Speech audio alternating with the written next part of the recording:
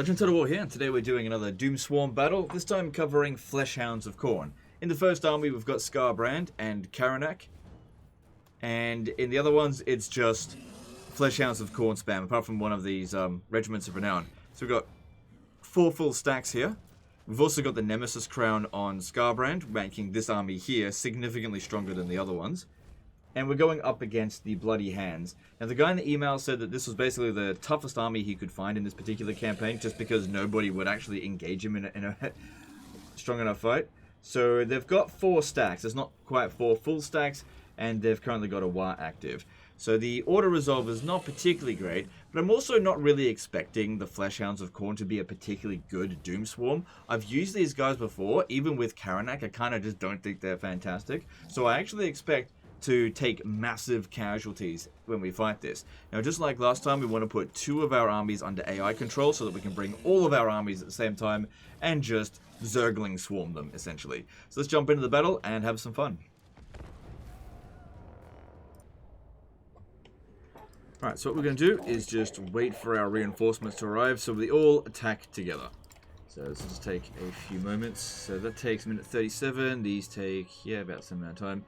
And also try to wait for their reinforcements. But ultimately, they're just going to do whatever they're going to do, and I'm just going to support them. Now, I don't think going super wide is the best way to go about this.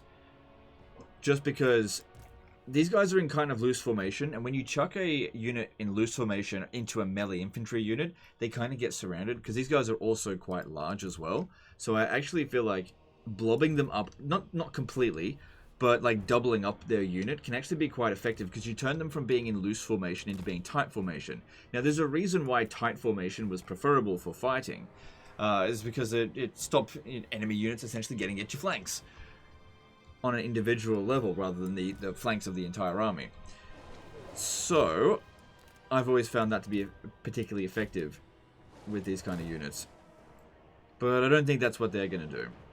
It's the same sort of thing with like monstrous infantry as well. I usually try to like double them up a bit. That way it's harder for multiple entities to hit them at a time, because those units are always in like a looser formation. Alright, so they're just going for it, and we'll go with them. Our lords are not going to come with us. They're going to stay behind here.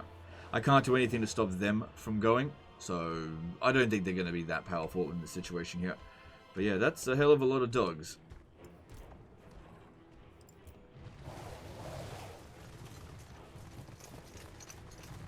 Huge swarm of dogs.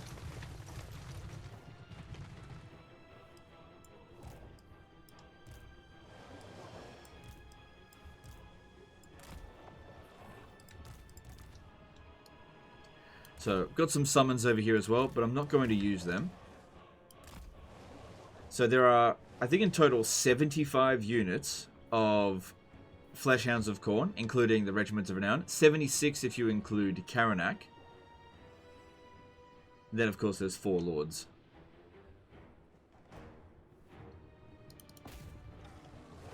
So I'm just going to attack all over here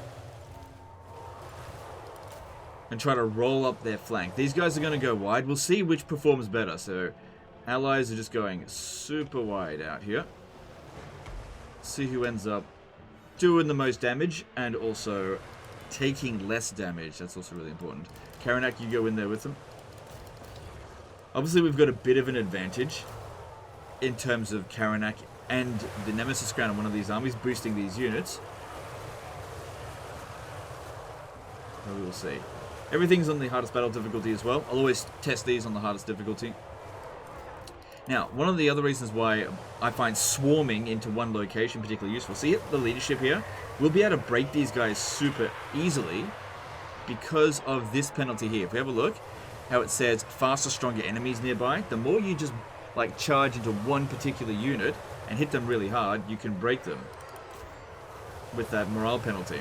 And that's a particularly strong one. In fact, the faster, stronger enemy penalty, oh boy, that's actually potentially more potent than killing the enemy lord. And then once you've got 1 or 2 of them broken, that's a downside though. If you get hit by one of those, that one didn't do much damage. If you get 1 or 2 of them broken, they start a bit of a chain reaction. So we've also got this here with Karanak. And I don't have a problem with using this one here. I'm just not going to use the summons. Or the explosion, or this one. Just the Horn of Khorne. And frame rate's dropping. Yeah, look how much damage some of these guys here are taking. They're starting to blob up a bit. I can't get any closer due to restrict camera, unfortunately. Unless I get a unit over there. Guess I could. So I want to try to get some guys around the back here. Get those Doom Divers. Anyone behind us that we've left behind? Nope. Not really. Yeah, I can see that our allied forces are really taking some serious damage. And yeah. Not that. No, I'm not going to use that somewhere. Yeah, I mean, I'll use this ability, but I just won't use the summons that we've got in here.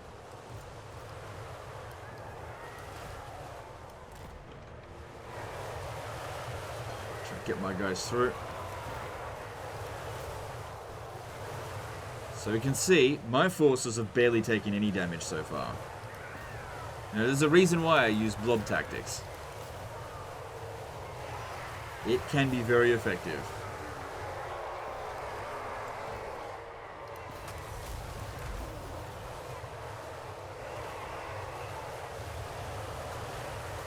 Oof. That noise. Jeez.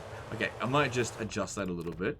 So that would be under effects. Let's just pop that down just a bit, because that's getting a bit crazy. Yeah, that's a bit more tolerable.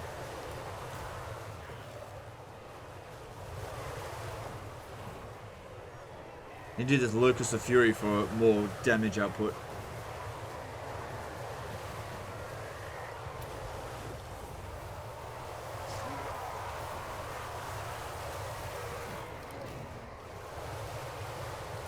So keep rolling. How are we going over here? Yeah, look how many damaged units the AI have got compared to us. Barely any. Whereas it looks like most of their units are getting wiped out here.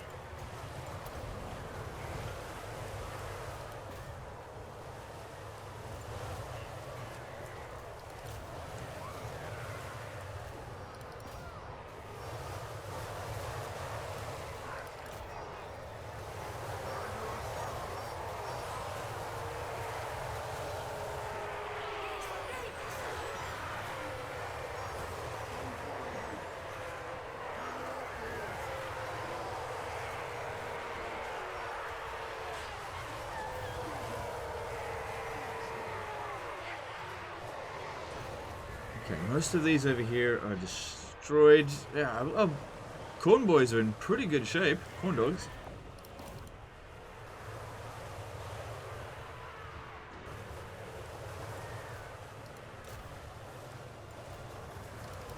I feel like their damage output isn't particularly good though. For the kind of swarm that we're seeing here. Yeah, look at this.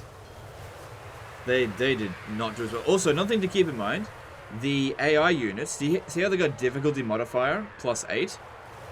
Difficulty modifier +4 there? When you put units under AI control, they actually get the AI cheats of your enemies. So, for example, if you're playing on like easy battle difficulty, and you put some of your units under AI control, then they'll actually get weaker. But if you're playing on very hard battle difficulty, which we are on, they will actually get bonuses. That being said, more of the enemies are getting bonuses than our units, but that's just something that is happening here. That being said as well, they're getting those bonuses, and they're getting friggin' destroyed by the greenskins out here. Absolutely destroyed by them. Where are you, Karanak?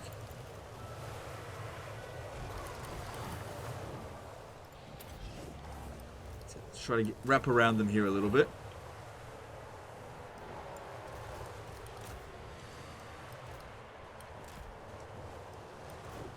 I don't feel like Fleshhounds of Khorne are fantastic at wiping out single entities. Much better for going after lightly armored units, like archers.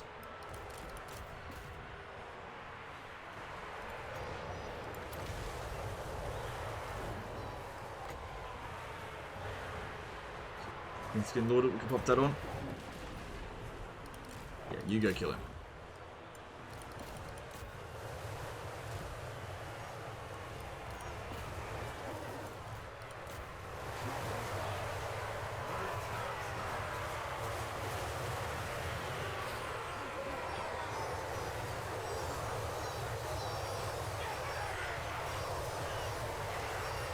kind of sounds like they're punching a teddy bear in there. It sounds weird.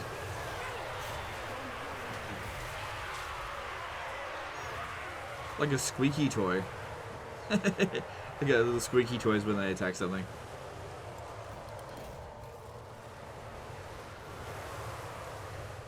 If I'm not mistaken, the vast majority of my allies' dogs are completely wiped out.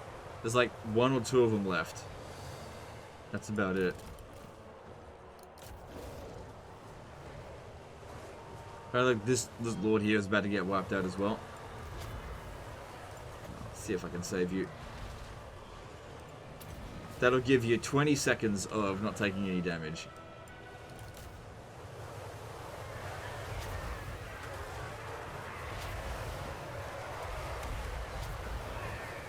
Oh no, it won't take no damage, just won't die while that's active. I'm not sure if it's going to be enough. The army loss has to trigger pretty much now.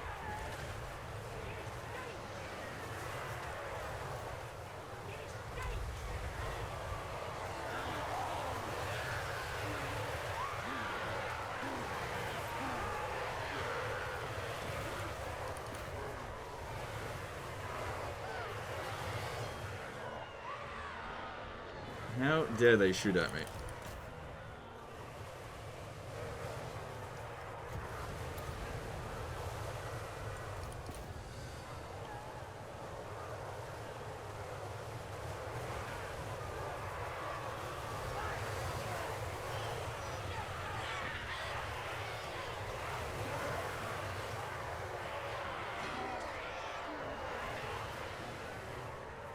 Okay, it looks like some of the enemy armies have gone army loss, but they're going to have separate army losses because of controlling some of the AI faction.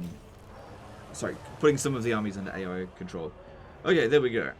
I don't think we need to run any of that down. I think that performed pretty bad compared to the Flagellant one, but let's have a look. Oh my god, yeah. Look at the 2 we put under AI control. They got absolutely destroyed. Okay, so lost 1 unit in the main army, none in this one. Overall, I didn't really take that much damage.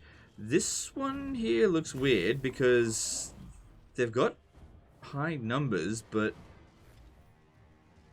they're no health. Like this one here got completely wiped out.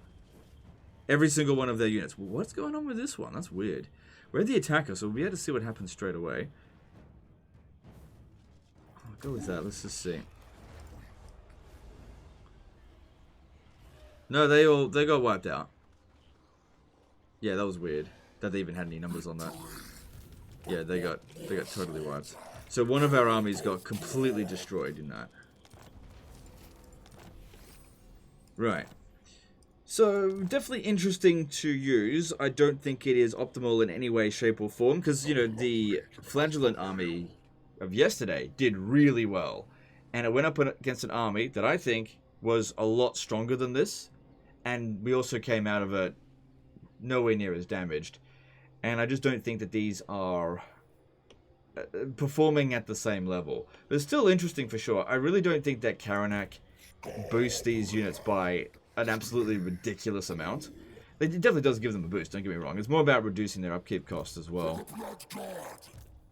Although, his army is just expensive. Probably because of the Nemesis Crown. Yeah, upkeep plus 30% for all units in the army. I guess he's just mitigating that. We've also got the extra weapon strength in there as well. So, I mean, I would not really recommend doing this in a campaign because I think you're going to be constantly replacing your units, especially if you're putting them under AI control. If you don't put them under AI control, our forces did pretty damn well. I only lost 1 unit, and I really could have prevented that if I had just got it out of the battle when it had started taking serious damage, which obviously I didn't do because I just didn't care. But yeah, that's the end of this one here, guys. Let me know in the comments below what you think of the Khorne Dog Doom Swarm. I don't think it's particularly good, personally, at least compared to the other ones that we've seen so far. I put this one pretty much down the bottom. Anyway, let me know what you think. That's the end of this one. Appreciate you guys. Thanks for sending this in, and we'll see you next time. Later, guys.